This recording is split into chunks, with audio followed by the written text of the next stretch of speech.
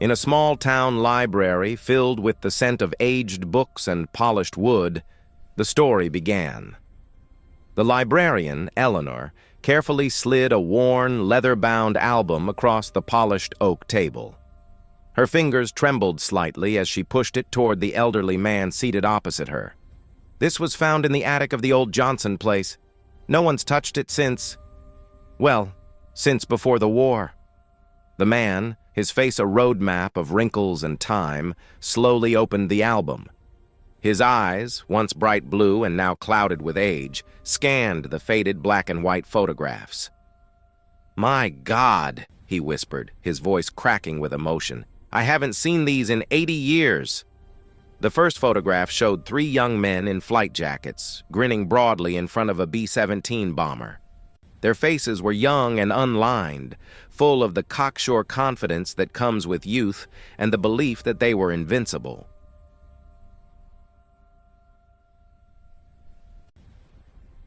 "Captain James Mitchell," Eleanor read from a faded note tucked between the pages. "Lieutenant Thomas Reed. Lieutenant Samuel Chen." The old man traced the faces with a trembling finger. "That's me, second from the left, and next to me Tom Reed, and Sam Chen." Eleanor leaned forward. "The article that came with this mentioned something about being shot down behind enemy lines and surviving because of 2 pilots. Is that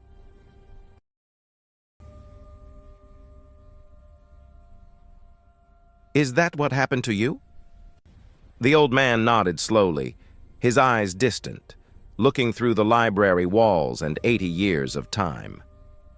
"It's a story I haven't told in decades, not even to my children." He took a deep breath, the scent of aged paper and memory filling his lungs. "It began in 1944 over the skies of Germany. The year was 1944, and the war in Europe raged with brutal intensity. Captain James Mitchell, at just 23 years old, already commanded respect and admiration from his fellow airmen. His B-17 Flying Fortress, the Lucky Lady, had completed 25 successful missions over enemy territory, a remarkable achievement given the staggering casualty rates among bomber crews. "All right, men, listen up!" Mitchell's voice boomed over the drone of the engines as his crew prepared for their 26th mission. "Today we're hitting the synthetic oil plants at Luna Merseburg. This is vital for the German war machine. Intelligence suggests heavy flak concentrations and potential fighter intercepts." The briefing room fell silent as the crew of 10 men studied their maps and objectives. 20-year-old Lieutenant Thomas Reed, the co-pilot, adjusted his flight cap and glanced at Mitchell.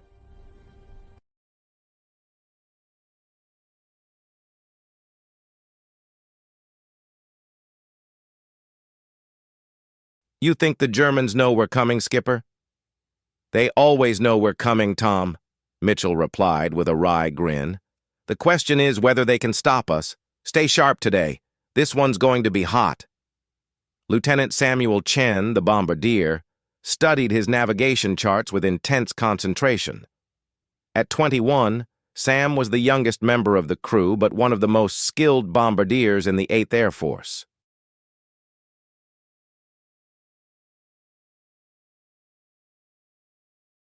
His mathematical precision and calm demeanor under pressure had earned him Mitchell's unwavering respect. "Coordinates locked in, Captain," Sam reported without looking up from his charts. "Primary target acquired. Bomb bay doors ready." As the massive formation of B-17s crossed the English Channel, the tension aboard the Lucky Lady was palpable. The air grew thick with the smell of aviation fuel, leather, and the metallic tang of anticipation. Each man lost in his own thoughts, praying for survival, yet knowing the grim statistics that favored the enemy. "Enemy aircraft approaching!" The tail gunner's voice crackled over the intercom. "Multiple bogies, 12 o'clock high." Mitchell gripped the controls tighter. "Here we go, boys. Tighten up the formation. Let's show these Jerrys what American steel can do." Outside the plexiglass windows, the sky erupted into a chaotic ballet of destruction. German Focke-Wulf 190s and Messerschmitt Bf 109s swarmed like hornets, their cannons blazing, the sky filled with puffs of flak and the contrails of dogfights. "Red 3, you're hit! Bail out! Bail out!" a voice screamed over the radio. Mitchell watched helplessly as one of the B-17s in their formation spiraled out of control, its engines smoking, before disappearing into the clouds below. "That's 2 crews we've lost this month," he muttered, his jaw clenched. "They're coming straight for us!" Tom shouted, wrestling with the controls as the plane shuddered under enemy fire. "Brace for impact!" The cockpit exploded in a cacophony of noise and chaos. A cannon shell ripped through the right wing, sending shrapnel flying. Alarms blared as hydraulic fluid sprayed everywhere. The plane listed violently to the right. "Engine number 3 is gone!" the flight engineer yelled.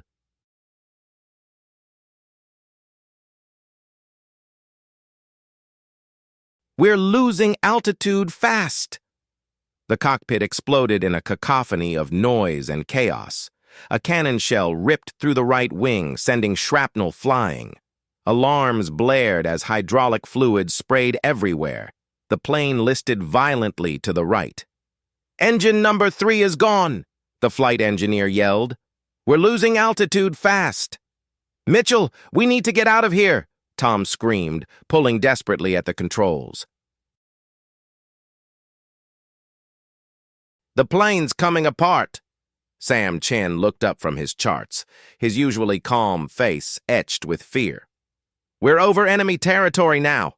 If we bail out, we're behind German lines." "That's better than burning alive," Tom argued, his voice strained with panic.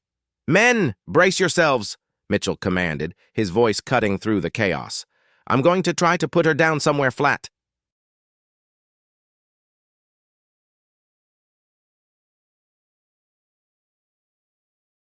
"Hold on tight!"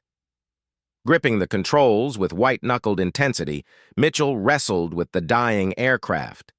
The wounded bomber groaned and shuddered, protesting every movement.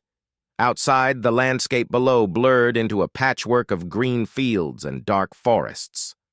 "Left wing's losing structural integrity," the engineer cried as another explosion rocked the plane. "We can't make it back to England." "I know," Mitchell gritted his teeth. "Find me a clearing, Sam, anywhere we can set her down." Sam frantically scanned the terrain below. "There, 3 o'clock. Looks like a farmer's field. Might be soft enough." "Tom, give me full power on what engines we have left," Mitchell ordered. "Let's try to get some altitude for the approach." The remaining engines screamed in protest as Tom pushed the throttles forward. The plane groaned but slowly began to climb, albeit at an agonizingly slow rate. Come on," Mitchell muttered, sweat pouring down his face. "Just give me a little more height." Suddenly, another shell struck the fuselage near the bomb bay. A deafening explosion tore through the aircraft, followed by the horrifying sound of metal tearing apart. "Bomb bay doors compromised," Sam yelled. "We're losing altitude fast. Forget the approach, Mitchell. We have to bail out now." "No," Mitchell refused to give up. "I can still do this. Just a few more seconds." But the plane had other ideas. With a final sickening groan, the left wing completely separated from the fuselage.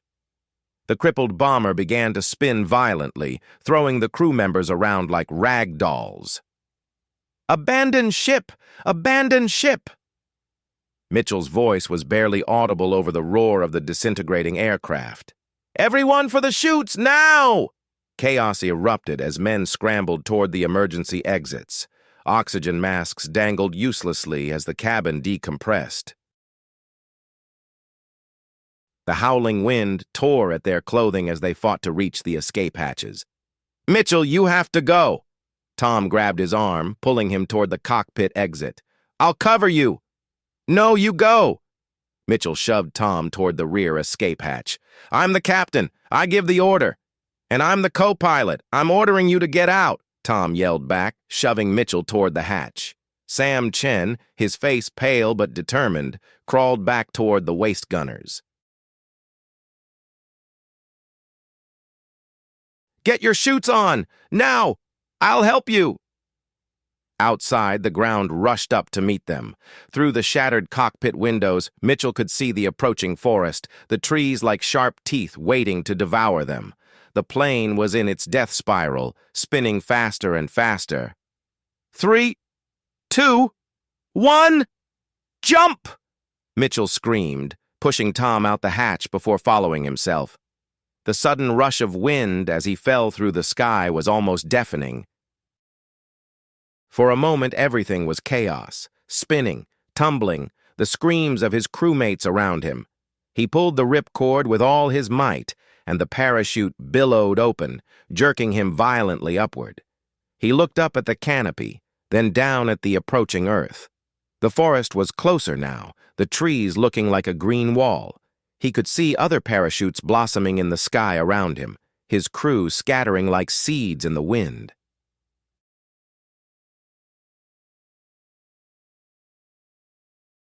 He braced himself for the impact, knowing that the real battle was just beginning. Behind enemy lines, with no weapons, no food, no communication, and miles from any friendly territory, Captain James Mitchell and his surviving crewmates were now trapped in the heart of Nazi Germany.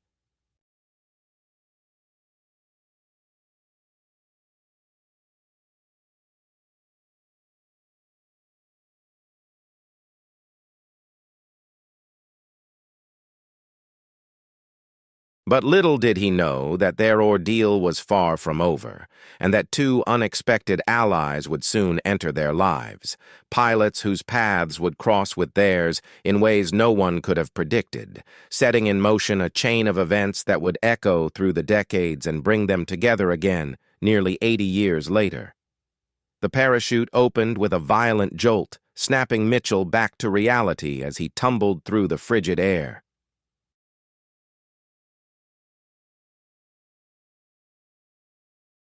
Below, the endless sea of German forests stretched out like a green carpet, broken only by occasional farm fields and small villages. He could see other parachutes drifting down, Tom's distinctive red canopy, Sam's blue one, and several others from his crew. "Everyone okay?" Mitchell yelled into his throat microphone, though he knew it was useless now that they were separated. He landed hard in a dense pine forest, the branches whipping at his face and tearing at his flight jacket. For a moment he lay dazed, the smell of pine sap and damp earth filling his nostrils. Slowly, painfully, he unhooked himself from the harness and staggered to his feet. "Anyone out there?" he called, his voice raw from the strain. Silence answered him, save for the rustling of the wind in the trees and the distant sound of German voices. He froze, pressing himself against a massive oak tree, peering through the branches. A farmer and his son were walking along a dirt path below, talking animatedly in German. Mitchell's heart hammered against his ribs as he watched them, knowing that in moments they would spot him or one of his crew. He had to move, and quickly. Ducking low, he scrambled through the undergrowth, away from the path and deeper into the forest. Every sound, the crunch of leaves under his boots, the snap of a twig, sounded like a gunshot to his ears. After what felt like hours, he emerged into a small clearing where he found Tom Reed leaning against a tree, nursing a bleeding arm. "Tom! Thank God you're alive," Mitchell said, rushing to his side. "Alive, but not exactly kicking," Tom grimaced, looking at the deep gash in his forearm. "Sam?" "Still looking for him, and the rest of the crew," Mitchell said, scanning the surrounding trees. "We need to find shelter and water. Then we need to figure out how to get home." Before Tom could respond, a rustling came from the bushes nearby. Both men spun around, hands going instinctively to their holsters, only to remember they were unarmed. A young man stepped out from behind a pine tree, wearing a Luftwaffe uniform but without any insignia. He was thin, with dark hair and eyes that scanned them nervously. "Don't shoot," the man said in heavily accented English. "I'm not here to hurt you." Mitchell and Tom exchanged wary glances. "Who are you?" Mitchell demanded, stepping protectively in front of Tom. "My name is Hans Muller," the young pilot said, holding up his hands in a gesture of peace. "I'm with the German Air Force, but I don't support the Nazi regime. My father was killed in the concentration camps. I help when I can." Hans explained that he had been flying a reconnaissance mission when he saw the B-17 go down. Instead of reporting it, he had circled back to see if anyone had survived. "There are more of us," Mitchell said. "Our bombardier, Lieutenant Chen, was with us, and several crew members." "I saw 3 other parachutes," Hans confirmed, "but I don't know where they landed. We need to move quickly. German search parties will be here soon." Hans led them to a small abandoned hunting cabin deep in the forest. Inside, they found a meager supply of food, some dried meat, bread, and water, and a working radio.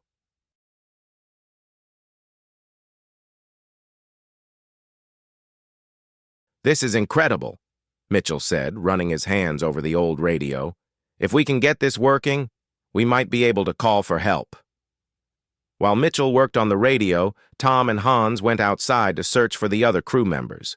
Hours later, they returned with Samuel Chen and 3 other airmen, all battered but alive.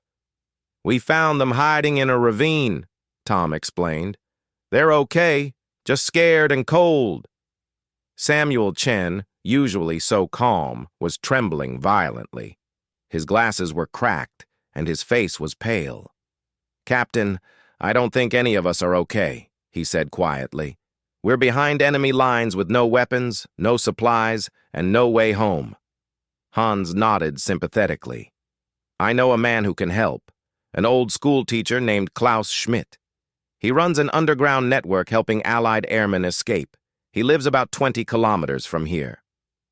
The group spent the night in the cabin, sharing stories and trying to rest. Mitchell couldn't sleep, his mind racing with thoughts of their predicament. They had survived the crash, but now they faced an even more dangerous battle, fighting their way through occupied Germany to reach neutral Switzerland. The next morning, Hans led them through the forest, moving slowly and carefully to avoid German patrols. They walked for hours, their feet aching, their stomachs growling with hunger.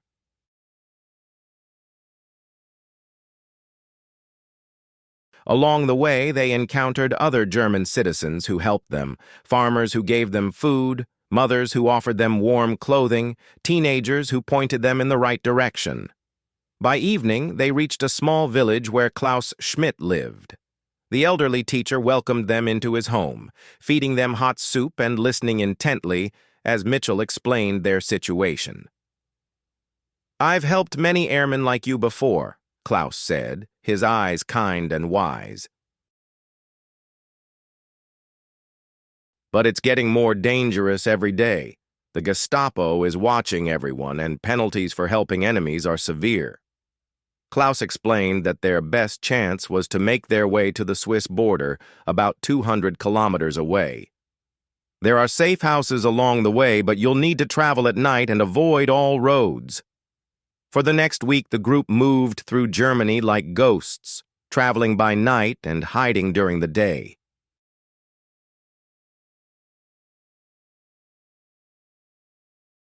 They encountered close calls with German patrols, narrow escapes through minefields, and moments of despair when it seemed like hope was lost. One night, while crossing a field under the cover of darkness, they were ambushed by a German patrol. Bullets whizzed past them as the crew scattered for cover. "Run!" Mitchell screamed, firing his pistol, though he had only a few bullets left. Just when all seemed lost, another sound joined the fray, the roar of aircraft engines overhead. Two fighter planes dove from the sky, strafing the German patrol with machine gun fire. The chaos gave Mitchell and his crew the opening they needed to escape. "Who are they?" Tom yelled, dodging behind a tree as the planes made another pass. "I don't know," Mitchell replied, firing his last few shots. "But they're on our side." The planes continued their attack until the German patrol was forced to retreat. Then they circled once more, signaling for the airmen to follow. As Mitchell and his crew emerged from their hiding places, they saw the planes landing in a nearby field. The cockpits opened and two pilots climbed out, waving them forward. "You boys look like you could use a lift," one of the pilots said, his voice friendly and reassuring. "Name's Captain Robert Johnson. This is my wingman, Captain Michael Donovan." Mitchell stared in disbelief. You just saved our lives." "We've been looking for you for hours," Johnson explained. "We saw your parachutes and knew you'd be in trouble. We've been patrolling this area for days, hoping to find survivors." Donovan nodded. "Our base is in France, but we were on a reconnaissance mission when we spotted your crash. We radioed for backup and came to help." The two pilots explained that they had been assigned to search for downed airmen and had been monitoring the area since Mitchell's B-17 had gone down.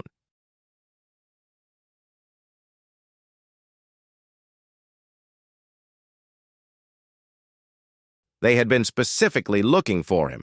Their captain had given them orders to bring him back safely at all costs. "You've been looking for us?" Samuel Chen asked, his voice filled with awe. "Captain Mitchell's a legend back home," Johnson said with a grin. 26 missions and counting. The brass wanted to make sure he made it home. The journey back to Allied territory was tense, but successful.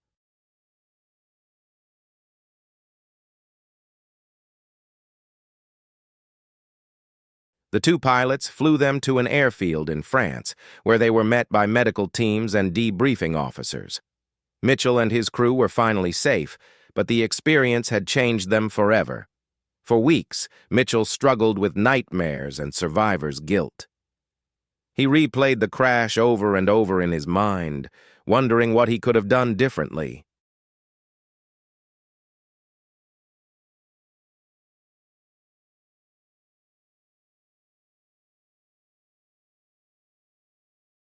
But through it all, the faces of Hans Müller and Klaus Schmidt stayed with him, ordinary people who had risked everything to help strangers in need. Years passed, and the war ended. Mitchell returned to the United States, married, had children, and built a successful business. But he never forgot the two German pilots who had saved his life, nor the ordinary citizens who had helped him escape. He often wondered what had happened to Hans and Klaus, and to Johnson and Donovan. Decades later, as an old man sitting in that small library, Mitchell finally found the answers he had been searching for all his life. Decades later, as an old man sitting in that small library, Mitchell finally found the answers he had been searching for all his life. The library's dusty air filled his lungs as he carefully turned the pages of an old German newspaper from 1945, his fingers trembling slightly with age.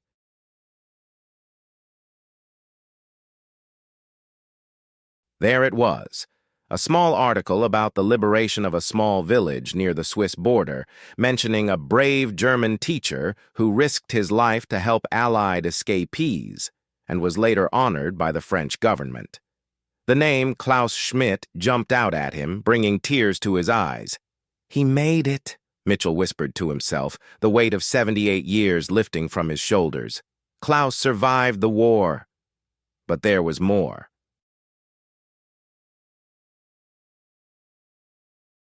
As he continued reading, he found references to Hans Müller, the young pilot who had helped them escape. The article mentioned that Hans had been arrested shortly after helping Mitchell's crew, but had escaped from a German prison camp during the final days of the war. Most remarkably, it stated that Hans had gone on to become one of Germany's most respected aviation instructors, training pilots for the new German Air Force after the war.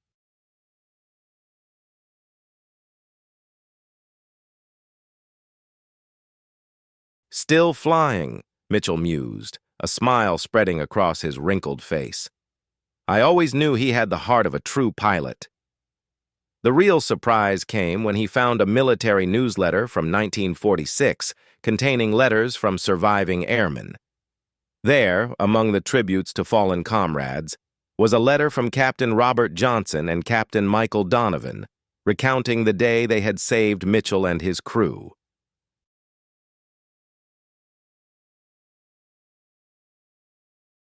The letter described how they had been flying a routine reconnaissance mission when they spotted the German patrol attacking the downed airmen, and how that single act had changed their lives forever.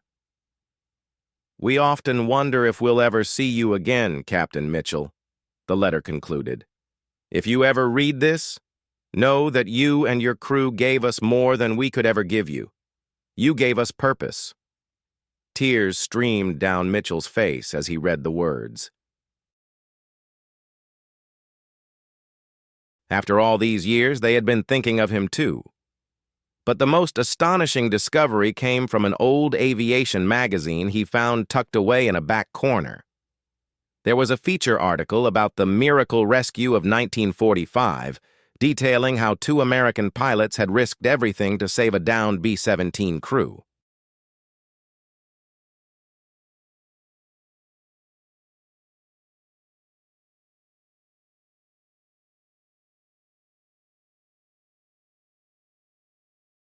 The article included photographs, and there, staring back at him from faded black and white images, were Johnson and Donovan, looking exactly as he remembered them, young, determined, and alive. The article went on to explain that both pilots had continued flying after the war, Johnson becoming a test pilot for the new jet aircraft being developed, and Donovan staying in the Air Force, eventually rising to the rank of general.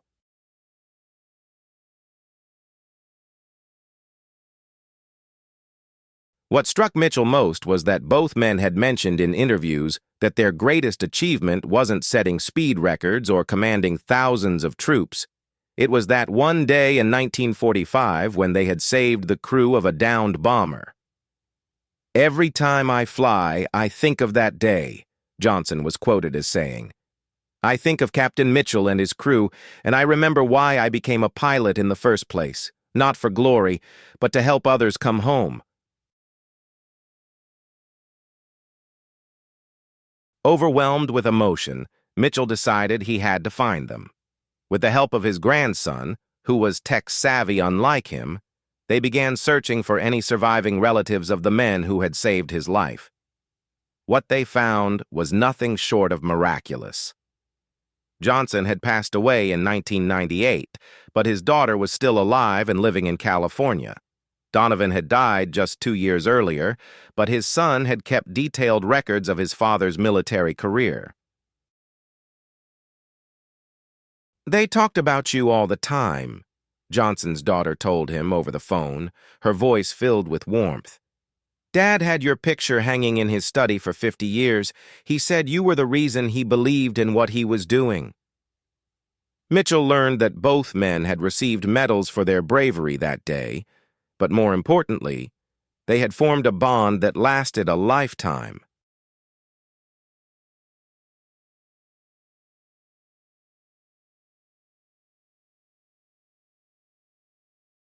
Johnson and Donovan had remained close friends after the war, often meeting to share stories about their flying careers and that fateful day when they had crossed paths with Mitchell and his crew. "The interesting thing," Donovan's son explained, "is that Dad always said he and Johnson were looking for someone that day, not just any downed crew, but specifically you. Apparently, their commanding officer had given them strict orders to find Captain James Mitchell at all costs." They didn't know why at the time, but later they found out it was because you were scheduled to lead a critical mission, and they wanted to make sure you got back to lead it. Mitchell was stunned. "They were looking for me specifically?" "Yes," the son confirmed. "Dad said it was the most important mission of his life, even more important than any combat mission he flew. Finding you was his priority." Armed with this information, Mitchell decided he needed to see Germany one last time. At the age of 94, he boarded a plane for the first time since 1945, his heart pounding with a mixture of apprehension and excitement.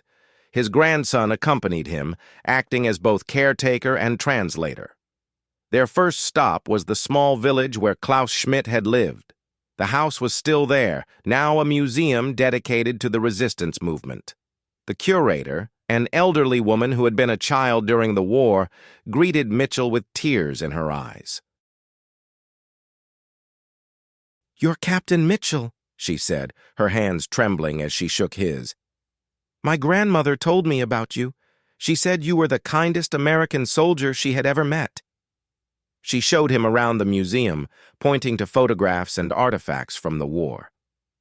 Then she led him to a small room in the back, containing a collection of personal belongings from Klaus Schmidt. "He kept this for you," the curator said, handing Mitchell a small wooden box. "He said it was for when you came back." Inside the box was a silver pilot's compass, the same kind Mitchell had carried in his flight jacket during the war. There was also a letter, written in shaky, elderly handwriting.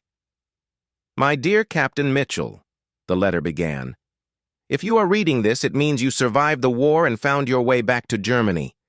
I have often wondered if you were alive, and I have prayed for your safety every day since we parted ways. That compass was given to me by my father, who was also a pilot. He always said that a compass leads you home, and I hope it will do the same for you. I am old now and my time is short, but I want you to know that helping you and your crew was the proudest moment of my life. God bless you, and may you find your way home safely." Signed, Klaus Schmidt Mitchell read the letter through tears, the words echoing the sentiment he had carried in his heart for nearly 8 decades.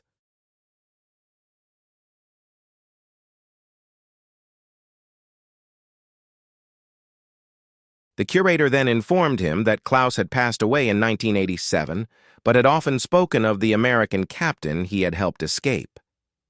"He never forgot you," she said softly. "He told stories about you to his grandchildren, and they tell stories about you to their children. Your legacy lives on here." Next, they traveled to Berlin, where they had arranged to meet with Hans Müller's grandson.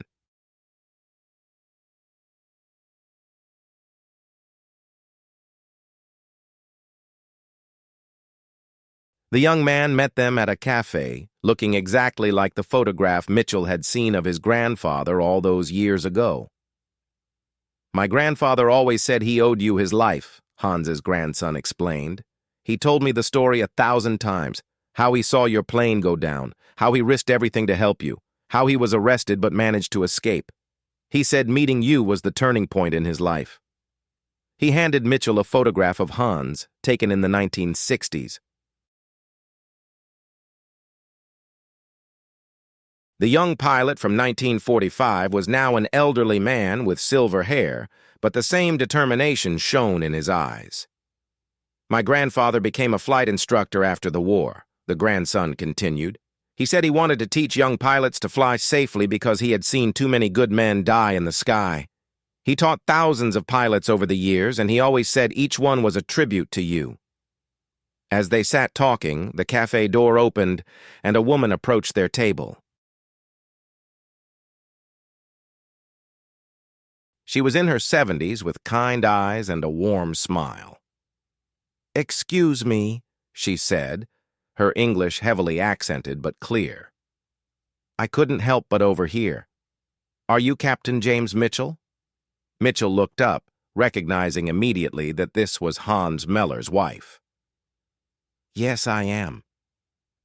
"Oh, thank God you're alive," she said, tears streaming down her face. "Hans talked about you every day of our marriage. He said you were his oldest friend." She explained even though you were enemies away 5 years earlier at the age of 92, but had never forgotten the day he had helped Mitchell escape. "He kept that compass you gave him," she said, pulling out a small locket from her pocket. Inside was a tiny compass, just like the one Klaus had given Mitchell. He said it reminded him that even in the darkest of times, there is always hope. The most emotional reunion came when they traveled to France to meet with the families of Johnson and Donovan. Mitchell had arranged to visit their graves at the American Cemetery in Normandy, but what he found there was beyond his wildest dreams. Standing by the graves of his two saviors were their children, grandchildren, and even great-grandchildren, all gathered to pay their respects. When they saw Mitchell, they formed a guard of honor, saluting him as if he were a general. "You have no idea what this means to us," Johnson's daughter said, embracing him tightly. "My father talked about you every day of his life. He said you were his greatest friend." Donovan's son stepped forward.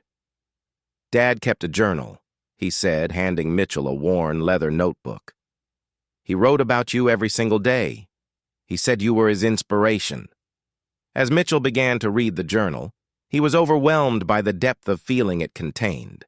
Donovan had written about Mitchell's courage, his leadership, and the way he had inspired his crew even in the darkest of times.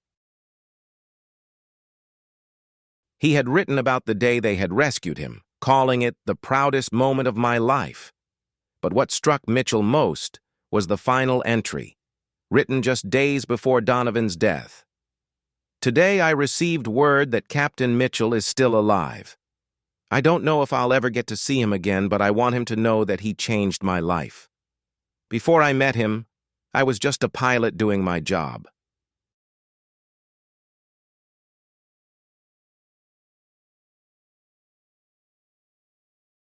After meeting him, I understood what it truly means to be a hero, not because of what you do, but because of who you are. Captain Mitchell taught me that true heroism isn't about fighting enemies. It's about helping others find their way home. I hope he knows how much he means to me and how much I will always owe him."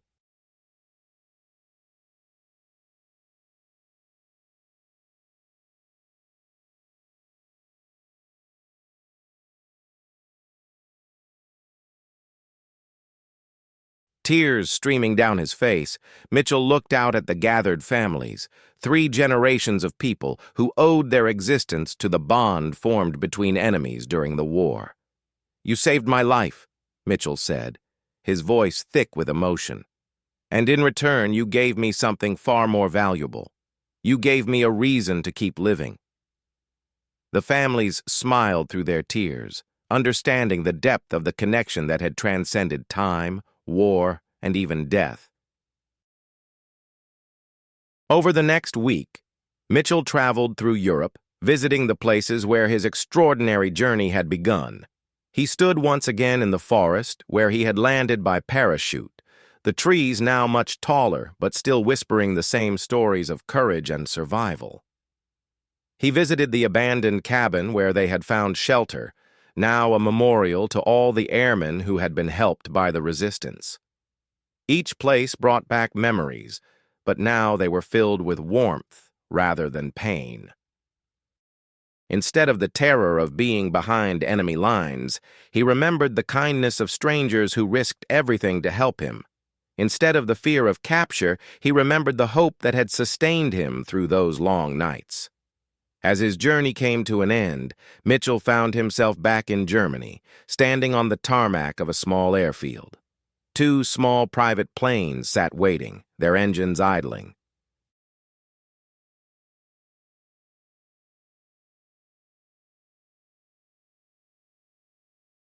As he watched, the cockpits opened, and 2 pilots climbed out, both in their 70s, with silver hair and eyes that sparkled with the same determination he remembered. "Captain Mitchell," one of them said, extending his hand. "It's an honor to finally meet you." "I'm Robert Johnson's son," the other explained. "And this is Michael Donovan's grandson." Mitchell stared in disbelief. You fly?" "Every chance we get," Johnson's son said with a grin. "Dad taught me everything I know." He said the most important lesson was to always look out for those who need help. Donovan's grandson nodded. "Granddad always said that flying wasn't about breaking speed records or setting altitude records. It was about bringing people home safely. And that's what we try to do every time we take to the sky. As they stood there, 3 generations of pilots bound by an extraordinary friendship that had transcended war and time, Mitchell understood the true meaning of his survival. He hadn't just survived to live his own life. He had survived to touch the lives of countless others, to inspire future generations, and to ensure that the story of courage, compassion, and the unbreakable bonds formed between enemies would never be forgotten. Looking out at the planes, at the pilots who carried on his legacy, Mitchell knew that his journey was far from over. In fact, it was just beginning.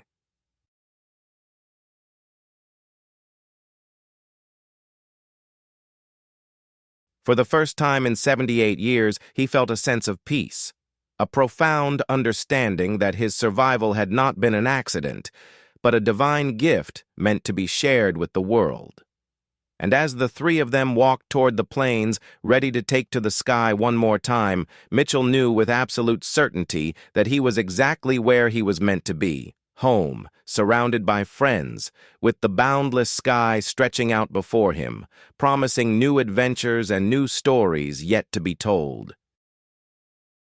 As the 3 generations of pilots walked toward the planes, the morning sun cast long shadows across the airfield, creating a bridge between past and present.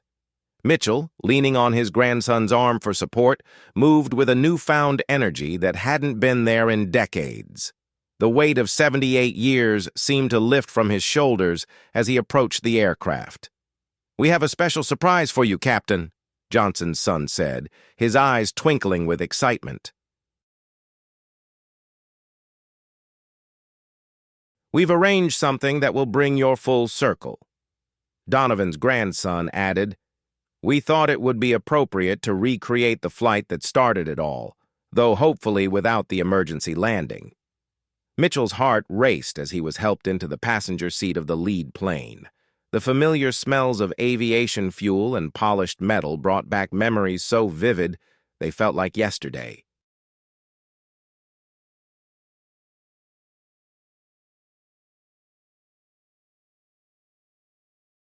The roar of the engine was the same, yet different, quieter, more refined, but carrying the same promise of freedom he had always associated with flight.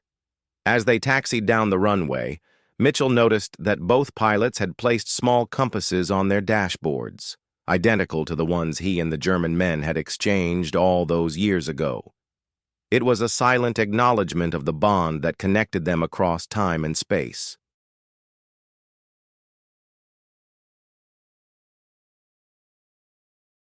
"Permission for takeoff," Johnson's son said into the radio, his voice steady and confident. Mitchell could hear the pride in his tone. Pride not just in flying, but in carrying on a legacy that meant so much more than any mission. The plane surged forward, climbing steadily into the bright blue sky. From above, the world looked both familiar and transformed.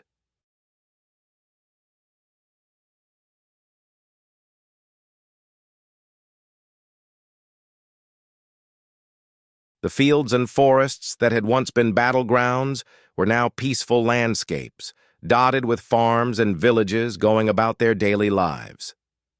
"That's where it happened," Mitchell said suddenly, pointing to a patch of forest below. "My plane went down right there." The pilots adjusted their course, circling slowly as Mitchell gazed down. "I remember every detail," he murmured. "The fear, the cold, the loneliness, and then the unexpected kindness." As they flew, Mitchell began to share stories he had never spoken aloud. Tales of the terror behind enemy lines, the moments of despair, and the small miracles that had kept him alive. His voice, though sometimes breaking with emotion, carried the weight of authenticity that only someone who had truly lived through such experiences could possess. "You know," he said, looking at his grandson, "I spent most of my life wondering why I survived when so many others didn't. I thought maybe it was just luck, but now I understand. It wasn't about me surviving, it was about what would come after. Donovan's grandson nodded thoughtfully. Granddad always said that heroes aren't born. They're made by the choices we make when no one is watching. For the next hour, they flew in formation, circling the European countryside that had been both Mitchell's prison and his salvation. They passed over France, Germany, and Belgium, tracing invisible lines in the sky that mirrored the journey Mitchell had taken all those years ago. Finally, as the afternoon sun began to dip toward the horizon, they landed at a small airfield in Normandy, the same one where Mitchell had first met Johnson and Donovan so many decades ago. "We have one more place to visit," Johnson's son said as they taxied to a stop.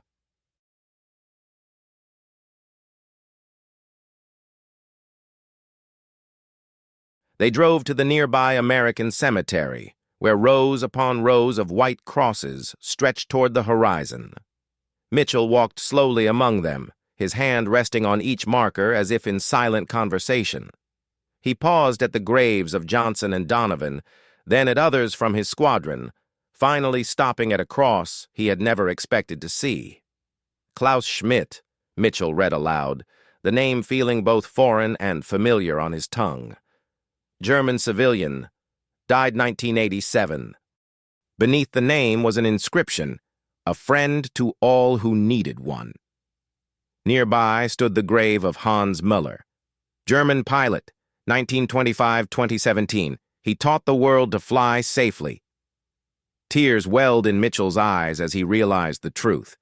These men, who had been enemies by definition, had become his closest friends. Their graves stood side by side with his comrades in arms, a testament to the fact that friendship and compassion could transcend the artificial boundaries of war. As they stood in silence, a group of visitors approached, an elderly Frenchman walking with his grandchildren. When they saw Mitchell, the old man's face lit up with recognition. "Captain Mitchell," he exclaimed in accented English. "I have waited so many years to meet you. My father was part of the resistance that helped you. He told me your story every day of his life."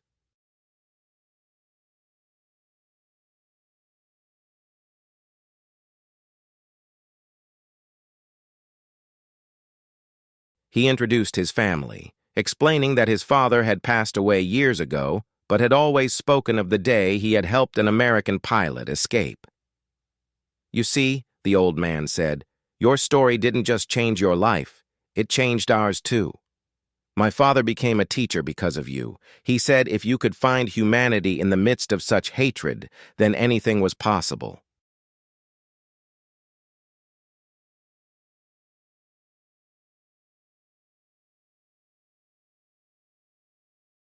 Over the next few days, Mitchell found himself meeting with dozens of people whose lives had been touched, directly or indirectly, by his survival. There were the children of resistance fighters, the students of Hans Müller, the colleagues of Johnson and Donovan, and even complete strangers who had heard his second-hand story and been inspired by it.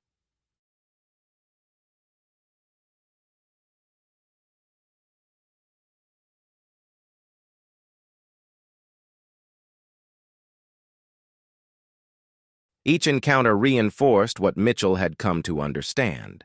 His survival had not been an accident, but a ripple effect, creating waves of kindness and compassion that had spread far beyond his own life.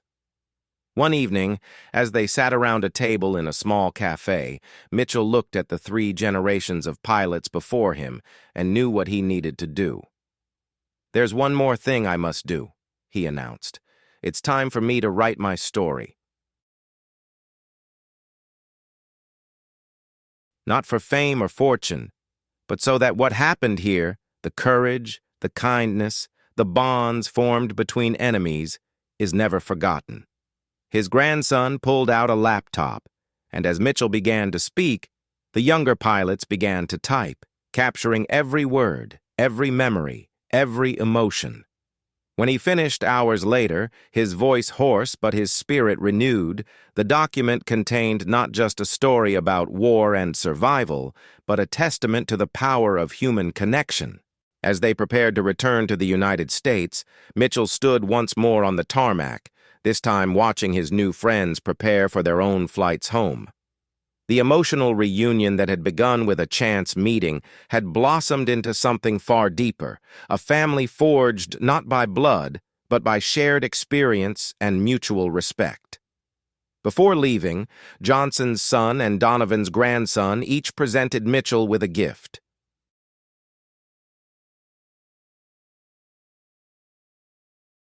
One was a beautifully framed photograph of the three of them standing together by the plains.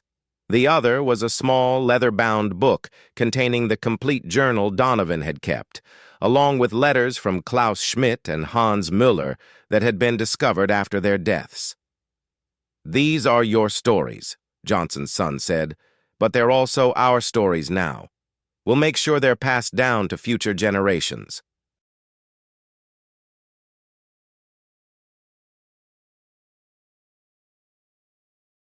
As the planes took off in different directions, Mitchell looked at the photograph in his hands and understood the full circle his life had come to.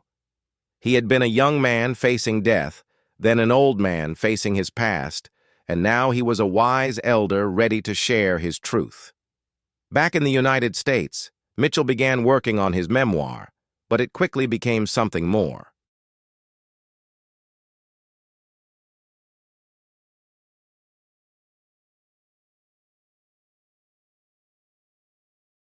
People from all over the world reached out, sharing their own stories of kindness across enemy lines, of unexpected friendships formed in the crucible of conflict.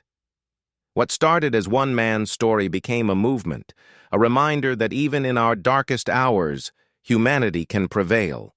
The book, titled Beyond Enemy Lines, became a bestseller, not because of dramatic combat scenes or heroic deeds, but because of its quiet message of hope and redemption. Mitchell donated all proceeds to organizations that promoted peace and understanding between former adversaries, ensuring that the lessons learned during those dark days would continue to bear fruit. Years later, when Mitchell was 102 years old, he received a letter that brought tears to his eyes. It was from the granddaughter of Klaus Schmidt, now a pilot herself, who had just completed her first solo flight.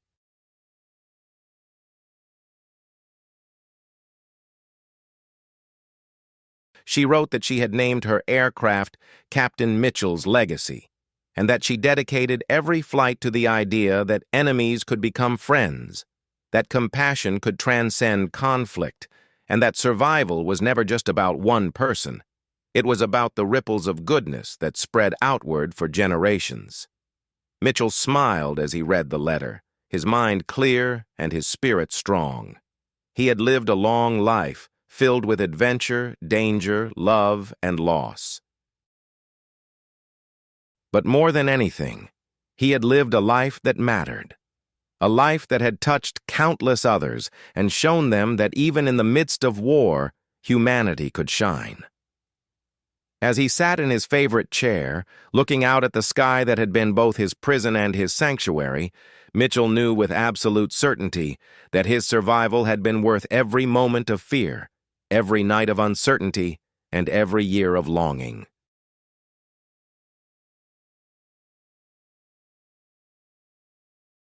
He had not just survived, he had thrived, and in doing so, he had helped others to thrive as well. The story of Captain James Mitchell was far from over. It lived on in the skies, in the hearts of those who had heard it, and in the countless acts of kindness that continued to ripple outward, proving that even the smallest acts of humanity can change the world. One life, one story, one friendship at a time, Mitchell's legacy continued to grow in ways he could never have imagined. The small book he had written, Beyond Enemy Lines, had evolved into a full-fledged foundation dedicated to promoting understanding between former adversaries. The Captain James Mitchell Peace Foundation, as it came to be known, sponsored exchange programs between veterans of different conflicts, funded research into the psychological effects of war and reconciliation, and established scholarships for young people interested in conflict resolution and peace studies. At the age of 105, Mitchell found himself being invited to speak at universities, military academies, and peace conferences around the world. His voice, though frail now, carried the weight of experience that no textbook could match.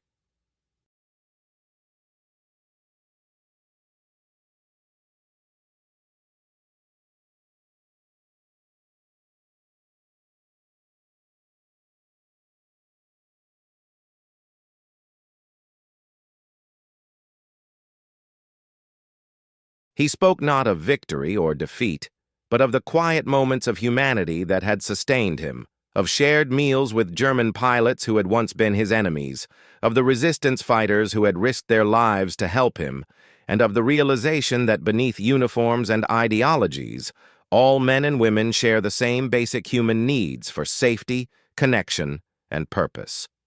One particularly memorable visit came when he was invited to speak at the United Nations. As he stood at the podium, surrounded by diplomats from nations that had once been at war, Mitchell looked out at the diverse faces before him and smiled. "I never imagined that the boy who was shot down behind enemy lines would one day be standing here, addressing the world," he began, his voice steady despite his years. "They say that war makes strangers of men who should be friends.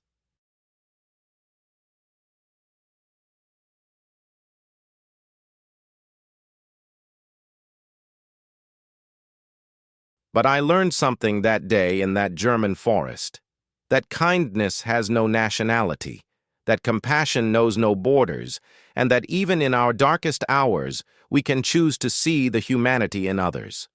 His speech was met with a standing ovation, and afterward, representatives from several nations approached him, sharing stories of their own families affected by war and expressing newfound hope for reconciliation.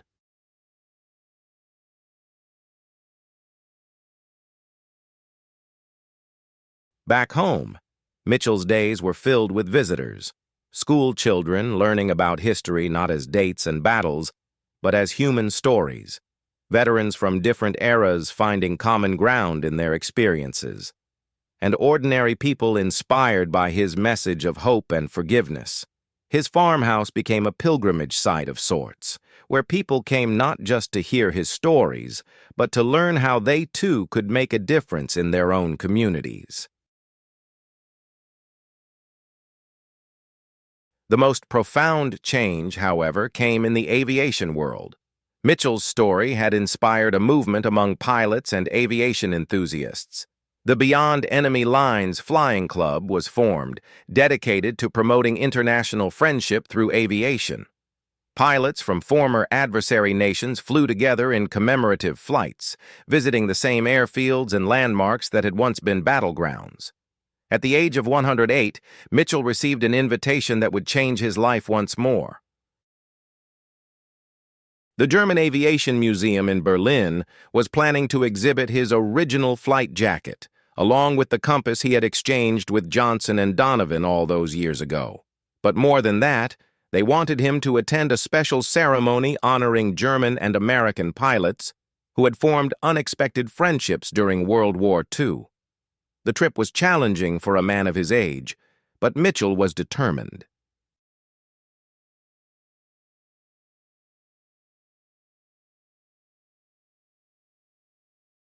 As he prepared to travel to Germany for the first time since his emergency landing, he found himself surprisingly calm. "I'm not going back as a prisoner or as a soldier," he told his grandson. "I'm going back as a friend." The ceremony was held in a grand hall filled with dignitaries, pilots, and media. When Mitchell was introduced, the audience rose to their feet, applauding not just for his survival, but for the message of reconciliation he had come to represent. As he stood at the podium, looking out at the faces of Germans and Americans standing together as equals, Mitchell felt a profound sense of peace. He spoke not of hatred or revenge, but of the healing power of friendship and understanding. "I was once an enemy in this land," he began, his voice clear and strong despite his years. But I learned that enemies are made by circumstance, not by choice. These men, he gestured toward the German pilots in the audience, were once the enemy. But they became my friends. They saved my life, and in doing so, they taught me the most important lesson I would ever learn, that beneath the uniforms and the flags, we are all just human beings, trying to do our best in a complicated world. His speech was followed by a presentation of the museum exhibit, which included not just his flight jacket and compass, but letters and photographs from his time in Germany.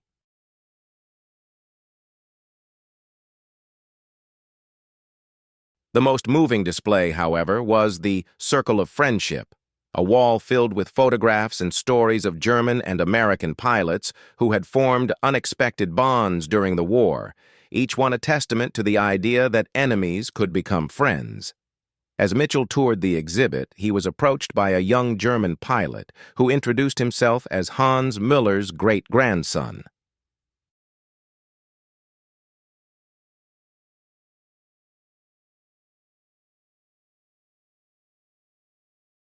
The young man explained that his family had preserved Mitchell's story for generations and that it had inspired 3 generations of pilots in their family. "My great-grandfather always said that meeting you was the most important event of his life," the young pilot said, his voice filled with emotion. "He said that you taught him that there is more to being a pilot than just flying machines. You have to fly with your heart as well." Mitchell smiled, tears welling in his eyes. "And he taught me the same lesson," he replied. "He taught me that even when the world is telling us to be enemies, we can choose to be friends instead." The ceremony concluded with a special flight, a commemorative journey retracing the route Mitchell had taken all those years ago.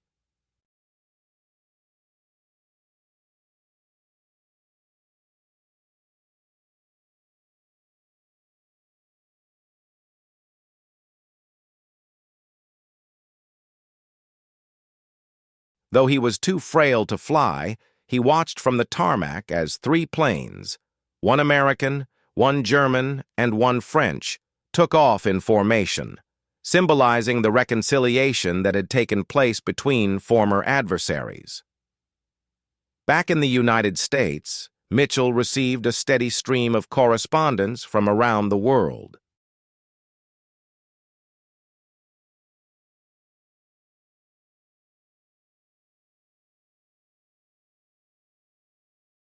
There were letters from children in war-torn regions who had read his book and found hope, from veterans who had finally been able to forgive their former enemies, from families who had reconnected after years of estrangement, and from complete strangers who had been inspired to perform acts of kindness in their daily lives.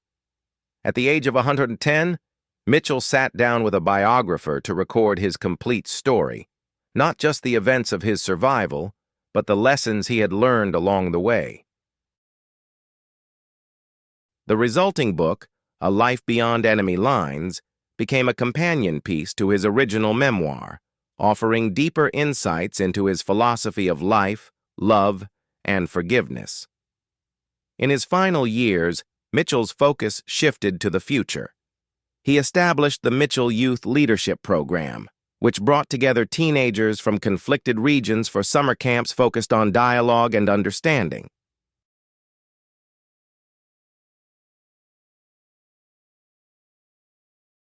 The program's motto, taken from one of his famous quotes, became, "We cannot change the past, but we can choose how we remember it, and we can choose to build a better future." When Mitchell passed away peacefully at the age of 112, his funeral was attended by people from all walks of life: military leaders, diplomats, peace activists, ordinary citizens, and pilots from around the world.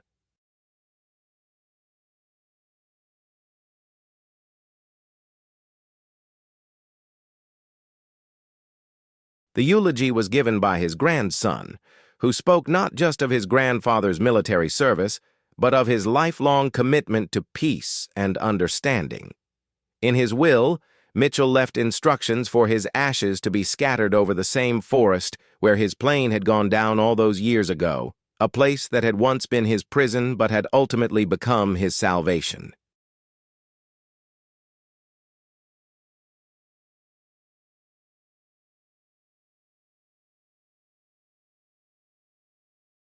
"That's where my story began," he had written, "and that's where it should end, in the same soil that taught me the most important lesson of all, that even in the darkest of times, humanity can shine."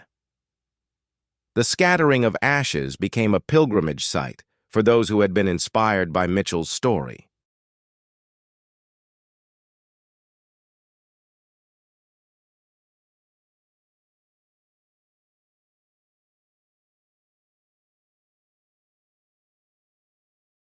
Each year, on the anniversary of his survival, people would gather in the forest, American and German pilots, resistance descendants, peace activists, and ordinary citizens, to remember the man who had shown the world that enemies could become friends, that compassion could transcend conflict, and that the most powerful weapon of all was not a gun or a bomb, but the human heart.